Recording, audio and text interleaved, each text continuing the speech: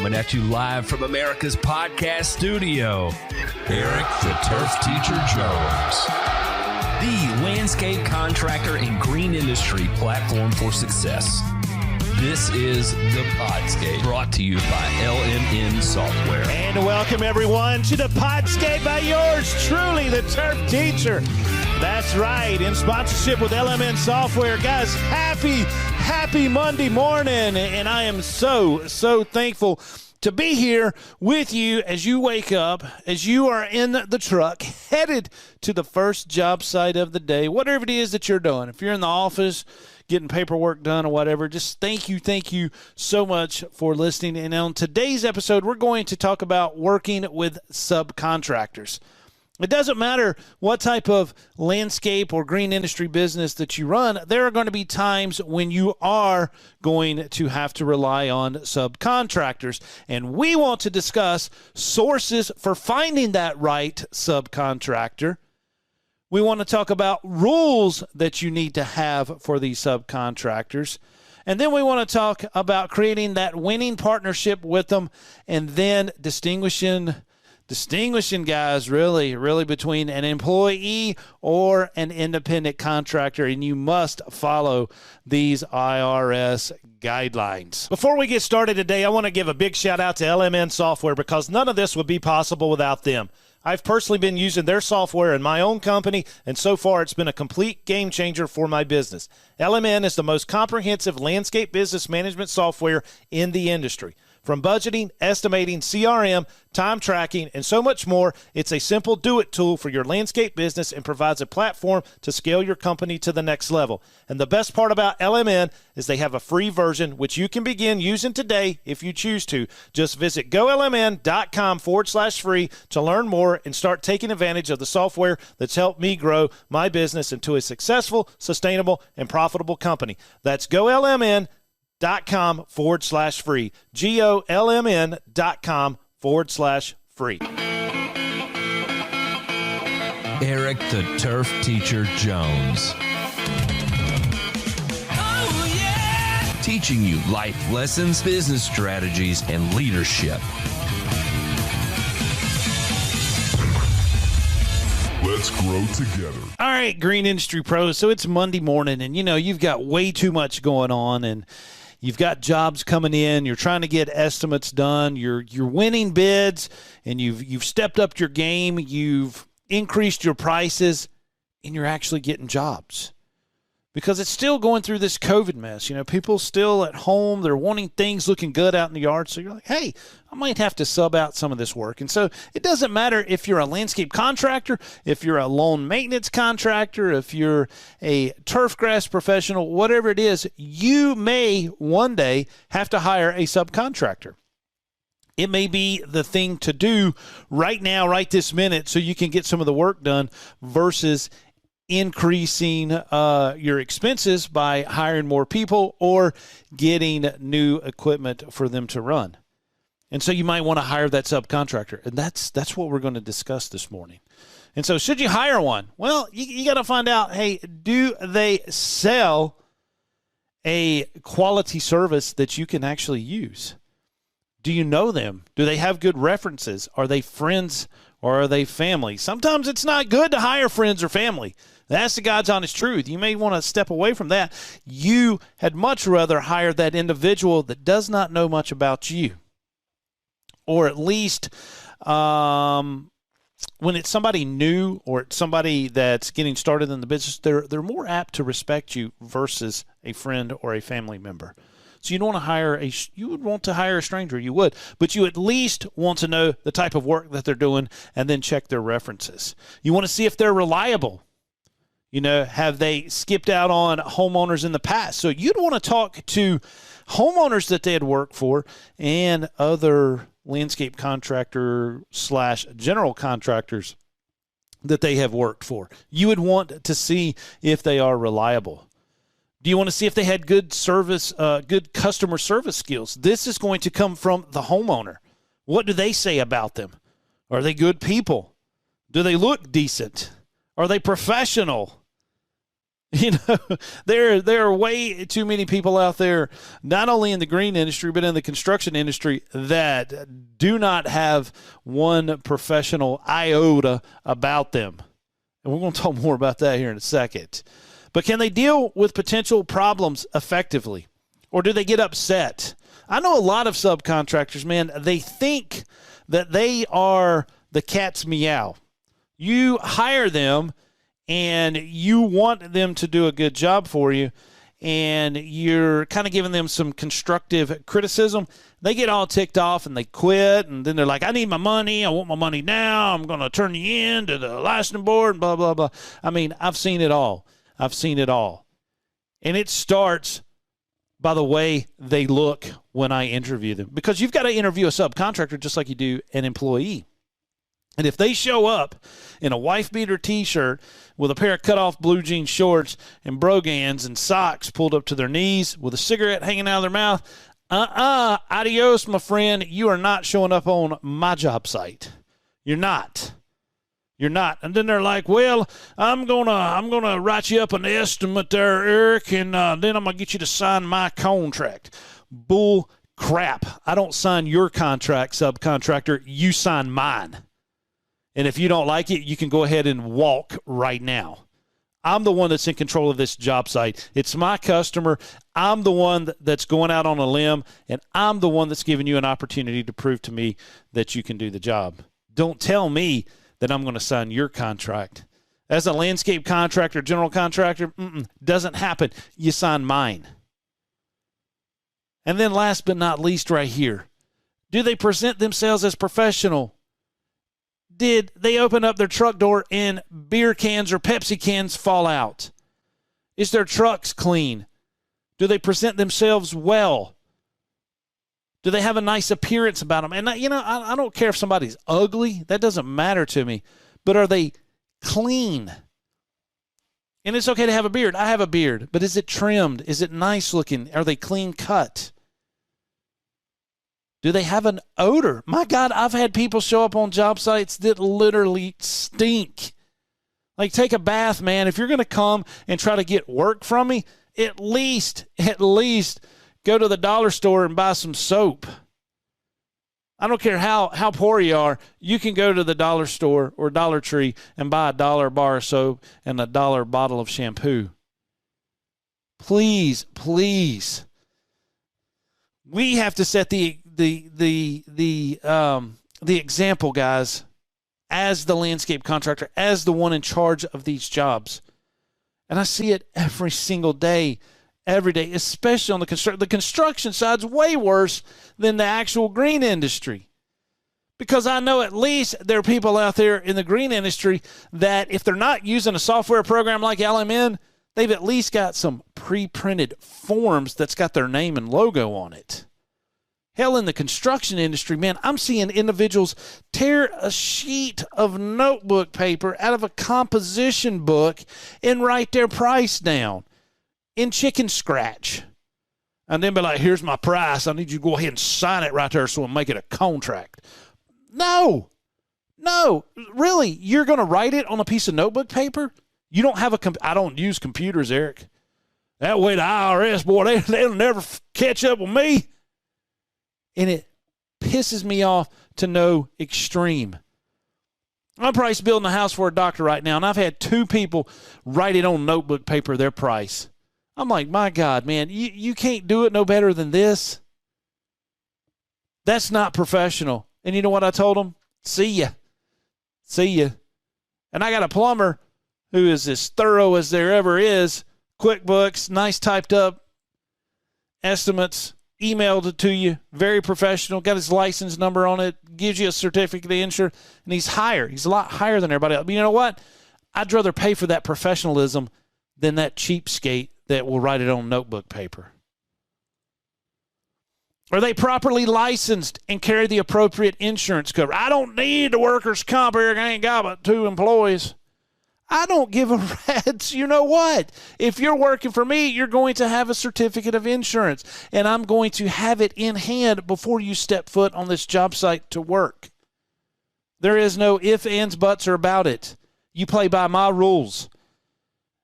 You can get a ghost policy to give to your general contractors and landscape contractors for around $800-900 a year. And with the general liability and stuff, you may spend $5,000 a year. That's nothing if you're doing business and you're doing a good business. Have the correct license. Make sure that they do. Do they remedy situations that involve material defects or failures? Well, most of the time you're going to be buying the materials and they're going to be, installing it. Whether it's irrigation, whether it's, trees, whatever, you still need to have control of the products that's going on there. Don't let them bring their crap unless you do trust them. If it is a very reputable irrigation company, yes, they can go ahead and supply everything and you write them a check instead of getting materials delivered. But you got to have that reference. You've got to check them. You got to see what's going on. And how do they handle change orders? Well, the only way you're going to be able to figure that out is if they've worked for other LCs or GCs. Can't do it any other way. And are they competitively priced?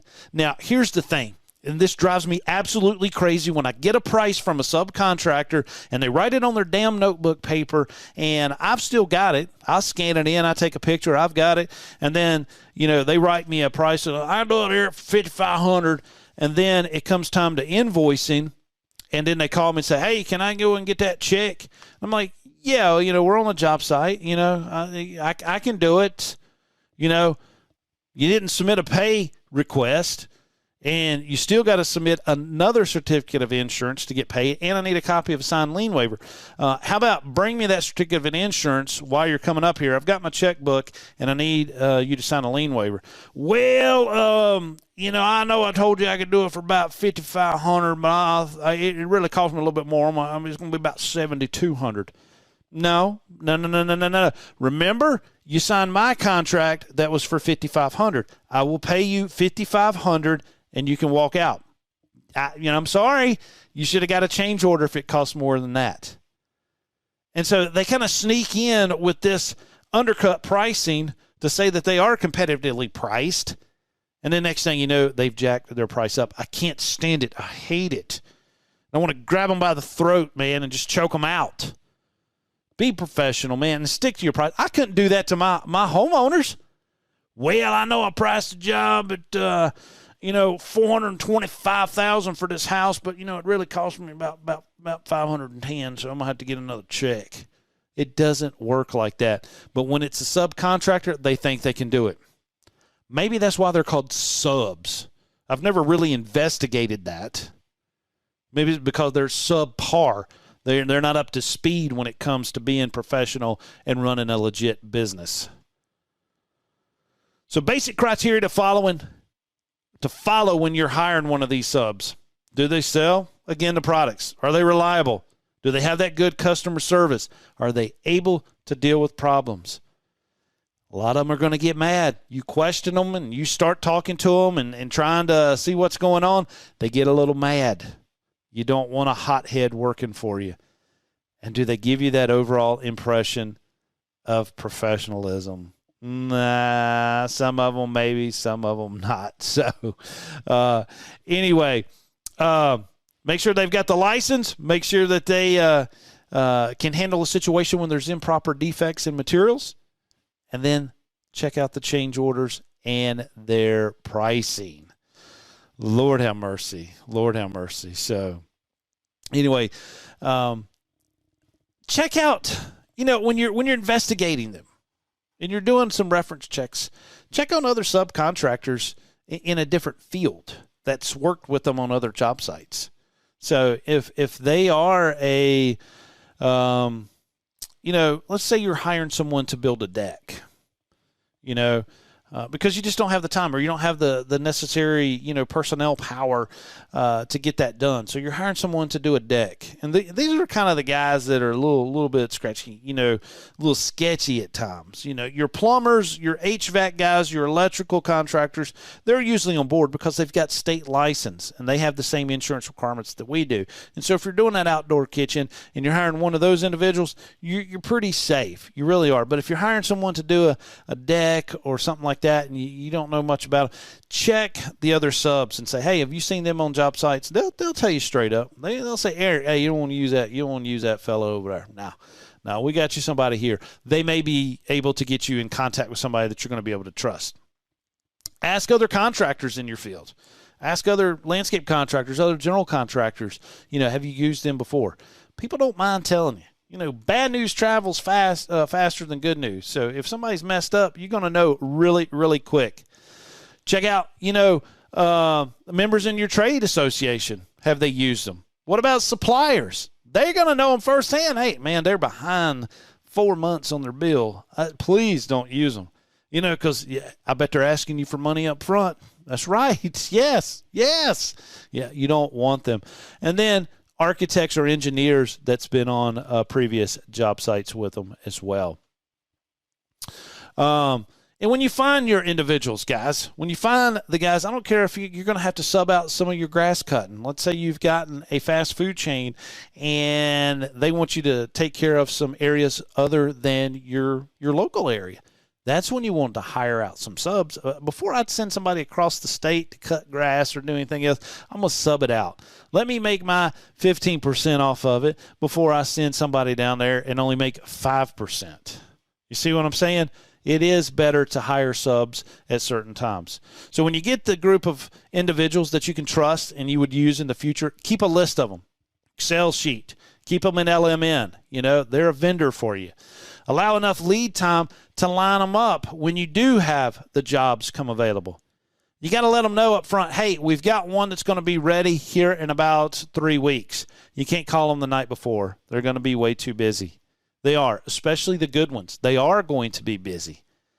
And then when you are hiring them, interview them just like you would an employee. Check the references again, and then ensure all the subs that you work with have the proper insurance, and request the copies for their proof of coverage. You want them to have the coverage. I've seen subcontractors give me copies with whiteout on it. And then tried to handwrite it because they ain't got no computer. And they go in and get some whiteout and they put it on the certificate of insurance and they're trying to change the dates. I've seen it all. That's why you need that certificate so you can pick up the phone. And if it's through Farm Bureau, hey, Farm Bureau, does ABC Deck Building have a certificate? No, man, their coverage lapsed 2 months ago. Well, man, they just give me a certificate of insurance, and it looks like there's some whiteout on it, and they kind of hand drew it in there, but it says that they still got coverage. Nope. So guess what? Farm Bureau is going to be calling ABC Deck Builders here in a few minutes when they hang up the phone with you. So you want that winning partnership. You do. And so they've come on board, and you're using this sub. You've got to provide them with an orientation just like you would an employee on your policies and procedures. And one needs to be pay. They're going to be knocking on that door every Friday afternoon. Here, I need to get a check, man. Old lady wants to go down to Myrtle Beach. Sorry, man. You showed up this morning and you worked 2 hours and it's a 2-week job. You're not getting partial payment. Sorry. If you want to get, a draw, go ahead and submit a pay request so I can pay you by the following month on the 30th. That's what I tell them. And then that, I can't do that. Well, then get the job done and I'll write you the whole amount. Be clear on your instructions and solicit questions for them if they look dumbfounded. Because they're going to be a little smart with you. They're going to act all cool and stuff, but they ain't got it going on. Be open to feedback and suggestions. It doesn't necessarily mean you have to do it. And then reward the good work and provide constructive comments on their improvements. You got to. If they want to stay working for you, you're going to have to tell them. And, guys, you cannot be friends with them. Don't ever, ever be friends with your subs.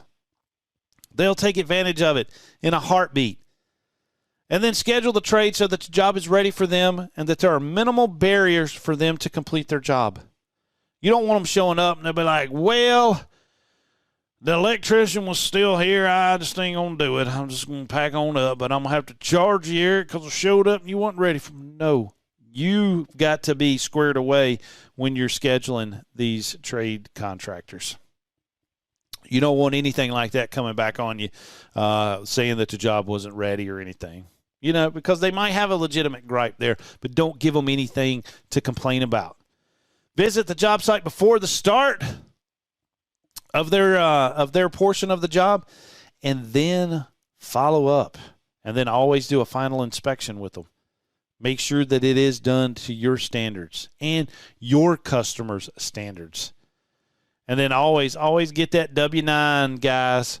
Get the W-9 from them before they even start the work. So there's three major things right there. They sign your contract, proof of insurance, get that certificate, and then call and check them up on it, and then get the W-9 that states whether or not they're an LLC, Inc., or whatever. You want that federal ID number.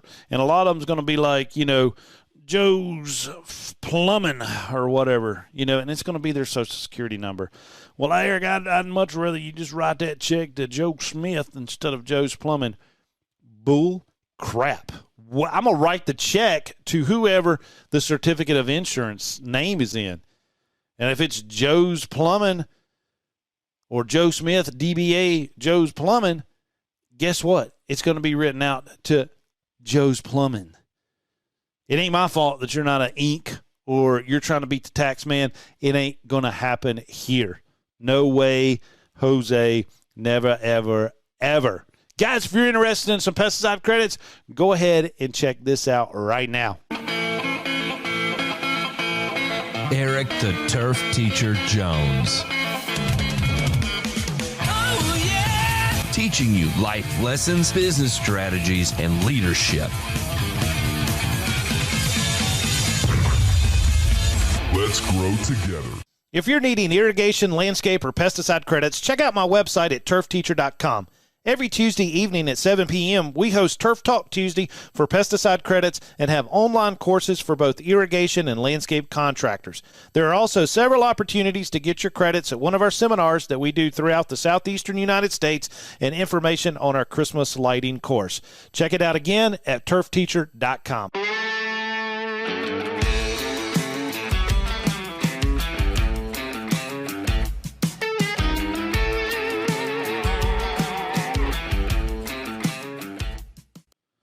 Okay, so we need some rules for these subcontractors. We do, because they're going to take advantage of you on every which way possible. And one thing that really, really drives me absolutely crazy is if they don't keep the job site free and clean of their debris that they create. I mean, seriously, if they're the individuals building the deck for me, pick up the dang scrap lumber and throw it in the dumpster. I provide a dumpster for you. Also got a portage on there. You're not having to pay for any of that stuff. So pick up your trash and put it in the dumpster. If I'm having to go and do it, it comes off of your check. I'm not going to clean up your mess. I'm not going to do it. Not going to do it. Make sure that all safety policies and OSHA regulations are followed. They need to be OSHA certified. OSHA 30, probably the minimum for them to have if they're going to show up on your job sites. They must provide their own tools and equipment. Hey, Eric, yeah, I seen you got your skid steer here. You mind if we use it? I don't have one, but I'm going to charge you like I do. No, that's stepping on toes of the IRS. You're supposed to use your own equipment. And they have to work on their own hours. You can say, look, we're ready for you on Wednesday. But, if they show up at Wednesday at 9 or if they show up at 1 o'clock that afternoon, they're a subcontractor. They can show up when they want to. The work must be compliant with all applicable codes. They must know their trade code. They must know the building code, especially if they're building the deck. They need to know the height of the actual risers. They need to know the depth of the treads, the whole 9 yards. They need to be able to do that. And they need to be able to read and write. They need to be able to read the blueprints. They need to read the specifications. And they need to be able to read the building code. If they're having radios on the job site, they need to stay at a moderate listening level and free of offensive content. No bad music with curse words in it. I know I say a few curse words. I mean, I'm a business owner. That's just what's going to happen. I'm going to say a bad thing or two. But you know what? I'm not going to be jamming music on the job site that's going to be cussing. What if the homeowner walks up? What if the homeowner's home and it's that outdoor kitchen you're building, that they're already there. Miss Smith is there all day. Another bad thing about playing loud music, you can't hear what's going on. What if somebody falls and gets hurt and they're screaming for help?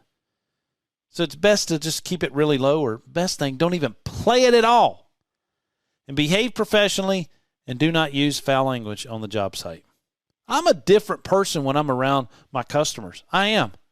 I really am. I'm very respectful. I'm very courteous. I'm very militaristic. Sir, ma'am. Yes, sir. No, sir. Yes, ma'am. That military comes out on me. But guys, tell you what, when I'm hanging out with the fellas and stuff and dealing with my subs, I'm acting like the first sergeant. I'm yelling, hollering, and screaming, going crazy on them. And then salvage of items is prohibited without permission. Don't take stuff from my job site. If I've got extra left over, I'm taking it to the next job. Don't be putting it in the back of your pickup truck if you're one of my subcontractors. I will absolutely have a hissy fit. Ain't going to happen. Ain't going to happen, ladies and gentlemen. No, no, no, no. And so, are they an employee or an independent contractor? These are some of the IRS guidelines. Behavioral control. Facts that show whether a business has a right to direct and control how the worker does the task for which the worker is hired include the type of degree of instruction the business gives to the worker. An employee is generally subject to the business instructions about when, where, and how to work. In subcontractor relationships, the business generally gives up the right to control the details of the worker's performance. Or basically, when are they going to show up? What tools are they going to use, and how they're going to do it. You're hiring them because they are considered an expert in their field. And to give them a 1099 after you receive their W-9, and I don't care what, man, if they're incorporated or not incorporated, they are getting a 1099 from me. Yes, and that's why I love payroll services. I love a payroll service to pay this out. Because they're automatically going to send the 1099. They're automatically going to send all of that paperwork that needs to be done.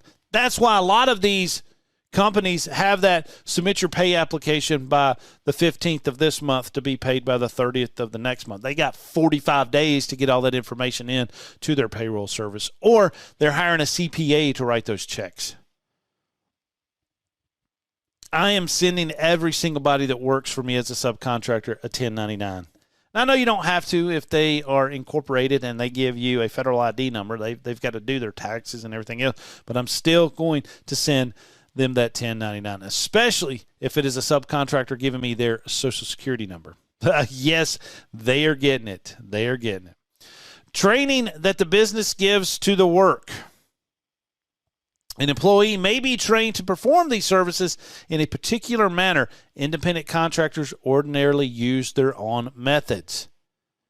Now, granted, you're going to bring them up to speed on your policies and procedures, but they're going to pretty much do the job the way that they've done other jobs.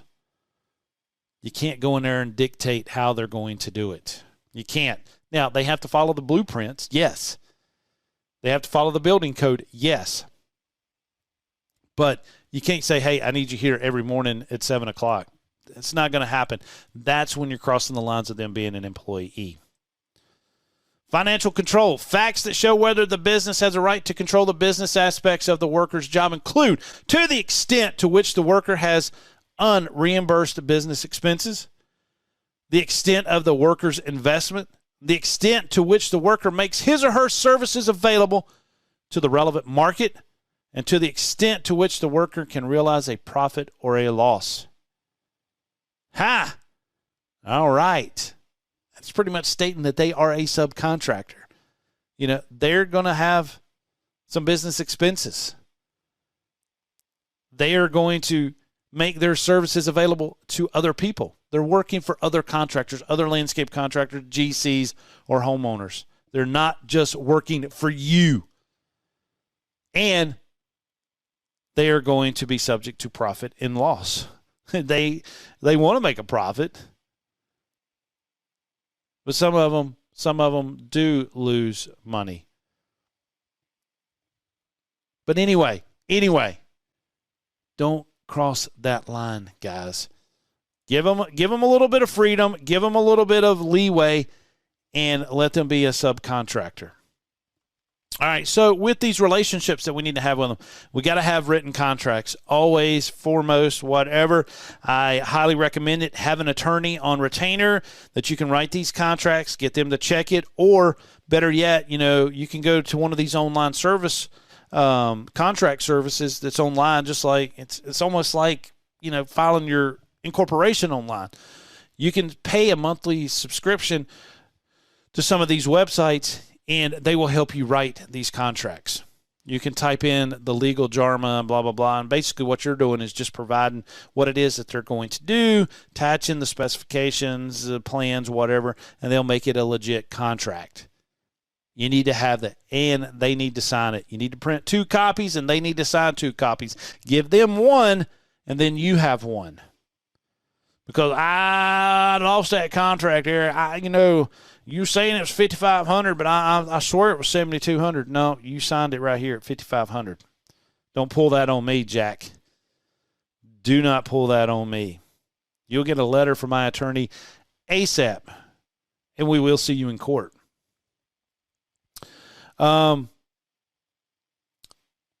Also, does the business provide the worker with employee-type benefits? No. No. You don't give them any type of benefits. You're giving them a check and a 1099, and they are giving you a service or a product that you need for the job site. How long is the relationship going to be? Well, hopefully, if you have come across a good subcontractor, they're going to be there for a while. They're going to be there for a while. And so you want that permanent relationship. And then,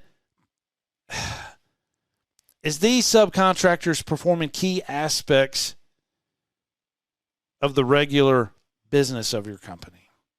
And that's okay. That is 100% okay. Because I know a lot of subcontractors that used to be employees of us. Like I said, it goes back to that whole thing, guys. We're colleagues, not competitors. And when you are a colleague and you train somebody, I've told you that many times before. If you've listened to any of my lectures on YouTube, they may end up working for you one day. And that's a good thing. You've trained them. They know what it is that you want. And they're usually squared away if they've worked for you for 4 or 5 years. And you might want to sub out irrigation on all of your jobs. That's okay. You've found that good subcontractor. That may be the individual that worked for you and did irrigation. Now they've left, started their own business, and they've done such a good job. Hey, just turn it over to them. Make a percentage on it. 100% A-OK. And facts that show that the parties' type of relationship are, what kind is it? Well, these written contracts are going to describe the relationship that you have with them, whether the business provides you any benefits, the permanency of the relationship, and to the extent which services performed by that worker are a key aspect of the regular business. So that was kind of a summary of what we just talked about. That relationship. What is that type of relationship that you have with these subcontractors? But guys, you got to stand firm. You got to stand tall with them. There is no laughing or joking with them. None. I don't eat lunch with them. I don't do any of that thing. You've got to keep the relationship very, very professional. Very professional. And I would have in my contract that these individuals wear uniforms. There is no tank tops. There is no shirt. I can't stand it when somebody comes to my job site and the first thing they do is take their shirt off. They got a pair of old nasty shorts on, brogans, running around the job site. Not going to happen. Eric, I'm going to the beach this weekend. I'm going to get a little tan. No. I wear a farmer's tan proudly, my friend. Not ashamed of it. You will look professional. You will act professional. You will be professional if you're a subcontractor for the turf teacher at Elite Landscape Contractors. Guys, thank you so much for joining us here on this episode of the Podscape, and I will see you in the next lecture. For more landscape business expert advice, check out golmn.com/blog. And once again, a massive shout out to Lmn Software for sponsoring this podcast and making it all happen. Lmn is the most comprehensive landscape business management software in the industry. From budgeting, estimating, customer relationship management, time tracking, and so much more, it's the true do-it-all tool for your landscape business and provides a platform to scale your company to the next level. And the best part about Lmn is that they have a free version which you can use today if you choose to. Just visit golmn.com/free to learn more and start taking advantage of the software that's helped me grow my business into a successful, sustainable, and profitable company. That's golmn.com/free. And thanks again, everyone, and I'll see you in the next lecture. And that wraps up this episode of the Podscape. Thank you so much for joining us here, guys. I love each and every one of you. Life lessons and landscape lectures brought to you by the Turf Teacher and Lmn Software. We'll see you in the next episode. Turf Teacher out.